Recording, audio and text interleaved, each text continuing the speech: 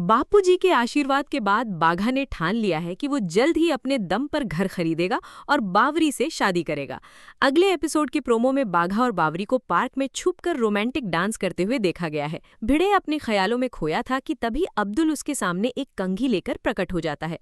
कंघी देखते ही भिड़े की आंखों में वो बीता हुआ जमाना घूमने लगता है जब वो आईने के सामने खड़े होकर 15 मिनट तक अपने घने बाल संवारा करता था। अब्दुल, जो हमेशा मजे लेने के मूड में रहता है, तुरंत तंज कसता है कि अभी भी कंघी घुमाने जितने बाल तो बचे ही हैं। भिड़े अपनी झेप मिटाते हुए कहता है कि वो तो पेन ढूंढ रहा था और गलती से कंघी हाथ में आ गई। अब्दुल उसे बताता है कि सोसाइटी के रेनोवेशन का काम जोरों शोरों से चालू है और कंपाउंड चारों तरफ से पैक कर दिया गया है। भिड़े भी सीना चौड़ा करके बताता है कि उसने सबको गाड़ियां पीछे पार्क करने का फरमान सुना दिया है। दोनों को लगता है कि पहला पड़ाव पार हो गया और सब कुछ एकदम मक्खन की तरह चल रहा है। भिड़े अकेले में अपने सिर पर बचे खुचे बालों पर हाथ फेरते हुए खुद को तसल्ली देता है कि चलो अभी भी कुछ तो बाल बचे हैं।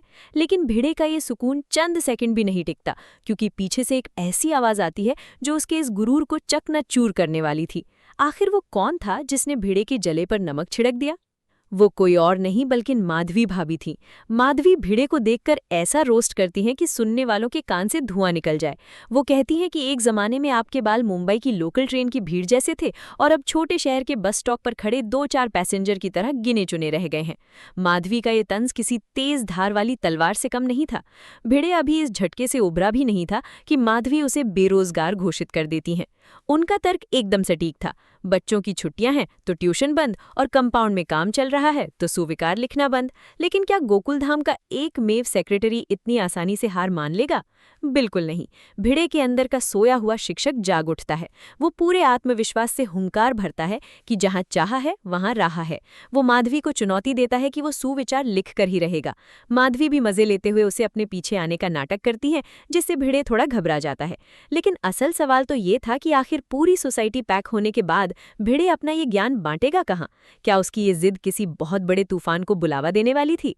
कंपाउंड में सुविचार लिखने की जगह ढूंढते हुए भिड़े की मुलाकात रोशन भाभी से होती है। यहाँ शुरू होता है पहले आप का वो खतरनाक खेल जो कभी खत्म नहीं होता। भिड़े पुराने राग पहले आप का लागा लापता है तो रोशन भाभी भी आज के जमाने का इक्वल राइट्स और जेंट्स फर्स्ट का कार्ड खेल देती हैं। आखिरकार हार मानकर भिड़े को ही आगे बढ़ना पड़ता है। लेकिन ये छोटी सी मुलाकात सिर्फ एक मुहरा थी। असली ड्रामा तो वहां शुरू होने वाला था जहां भिड़े ने अपना मास्टरपीस तैयार किया था। आखिर भिड़े ने ऐसा क्या लिख दिया था जिसे देखकर बापूजी भी हैरान रह गए थे? बापूजी, भिड़े और टप्पू सेना कंपाउंड में खड़े होते हैं। भिड़े ने एक पोर्टेबल बोर्ड पर अपना सुविचार टांग दिया था। बापूजी इस परंपरा को देखकर गदगद हो जाते हैं। भिड़े गर्व से सीना फुलाकर अपने पिताजी तुकाराम जी की कहानियां सुनाने लगता है, जो छुट्टियों में भी सड़क किनारे बोर्ड लगाकर समाज को जागृत करने का काम करते थे। भिड़े बड़ी बड़ी बातें हाँकता है कि सुविचार समाज को जागृत रखने की एक मशाल है। बापूजी भी हामी भरते हैं कि आज के भ्रष्टाचार और युद्ध से परेशान दुनिया में अच्छे विचार ही एकमात्र इलाज है। सब कुछ बहुत ही ज्ञानवर्धक चल रहा था, लेकिन टप्पू सेना के गोगी के दिमाग में कुछ खुराफात चल रही थी। उसने भिड़े की बातों को कुछ ज्यादा ही सीरियसली ले लिया था। आखिर गोगी ऐसा क्या करने वाला था जिससे भिड़े की बोलती बंद होने वाली थी? गोगी बड़े फख्र से बताता है कि वो रोज एक भूखे इंसान को खाना खिलाता है। भिड़े का सीना गर्व से चौड़ा हो जाता है। वो सोचता है कि चलो मेरी शिक्षा का कुछ तो असर हुआ। लेकिन जब वो पूछता है कि गोगी रोज भूखे इंसान को कहाँ ढूंढता है, तो गोगी जो जवाब देता है वो किसी जोरदार तमाचे से कम नहीं था। गोगी हंसते हुए कहता है कि वो रोज आईने में देखता है और उसे एक भूखा इंसान दिख जाता है। भिड़े का सारा ज्ञान धरा का धरा रह जाता है। लेकिन इस मजाक के बीच भिड़े एक बहुत ही क्रिटिकल जानकारी देता है कि सोसाइटी का रास्ता बदल गया है और मेहमानों को इसके बारे में बता देना चाहिए। टप्पू सेना ये जिम्मेदारी ले लेती है। लेकिन क्या ये जानकारी उस इंसान तक पहुंच पाएगी जिसे इसकी सबसे ज्यादा जरूरत थी? गोकुलधाम के बाहर गेट पर एक डिलीवरी बॉय अपना सिर खुजा रहा था। पूरा रास्ता बंद देखकर उसे लगता है कि ये सोसाइटी तो पक्का रिडेवलपमेंट में चली गई है। वो पार्सल वापस ले जाने ही वाला था कि तभी वहां दुनिया का सबसे बड़ा कुआं और तूफान एक्सप्रेस का वरिष्ठ युवा पत्रकार पोपटलाल प्रकट होता है। पोपटलाल को लगता है कि ये कोई उसी की तरह पार्सल देने वाला आम आदमी है। वो अपनी पत्रकारिता की पूरी स्किल्स लगाकर उस आदमी का ऐसा खौफनाक इंटरव्यू शुरू करता है कि सामने वाला भी चकरा जाए। पोपटलाल उसे अपने तूफान एक्सप्रेस में नौकरी का ऑफर डाल देता है। डिलीवरी बॉय की शक्ल देखने लायक थी। आखिर वो आदमी था कौन और पोपटलाल उसे नौकरी क्यों दे रहा था? जब पोपटलाल को पता चलता है कि सामने वाला कोई डिलीवरी बॉय नहीं बल्कि उसी इलाके का एक और पत्रकार है जिसे पार्सल देना था, तो उसके पैरों तले जमीन खिसक जाती है। वो गिड़गिड़ाकर माफी मांगता है, लेकिन असली रोंगटे खड़े कर देने वाला खुलासा तो तब होता है जब वो डिलीवरी बॉय बताता है कि वो ये पार्सल वापस ले जा रहा था क्योंकि उसे लगा कि सोसाइटी टूट चुकी है और अंदर जाने का कोई रास्ता ही नहीं है। पोपटलाल का दिमाग सन्न रह जाता है। वो सोचता है कि अगर लड़की वाले उसे देखने आए और ऐसा बंद गेट देखकर वापस चले गए तो उसकी शादी का बचा खुचा सपना भी हमेशा के लिए दफन हो जाएगा। पोपटलाल की आंखों में खून उतर आता है और उसका सीधा निशाना बनता है गोकुलधाम का एकमेव सेक्रेटरी। लेकिन पोपटलाल भिड़े का क्या हश्र करने वाला था?